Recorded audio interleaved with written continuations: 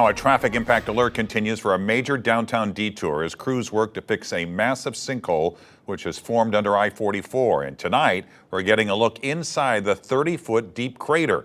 It has a stretch of I-44 shut down through downtown St. Louis from the Stan Musial Veterans Memorial Bridge area to the Poplar Street Bridge interchange. And tonight, 5 on Your Side's Laura Barczewski talked with city and tourism officials about the impacts. 2 days after a massive sinkhole opened up in downtown St. Louis beneath I-44, the St. Louis Water Division says they're still working to figure out why the collapse happened. On Monday, crews were focused on the excavation to get down to the sewer main.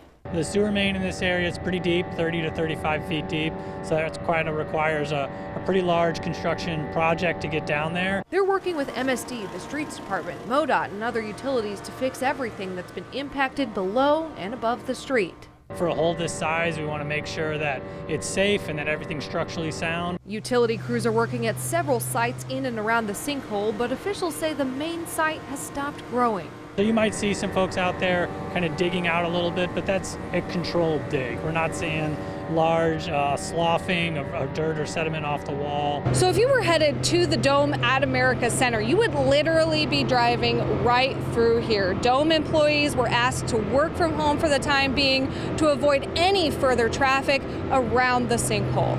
I have been in touch with folks who are in the office today, and they said that they got into the office without any issues.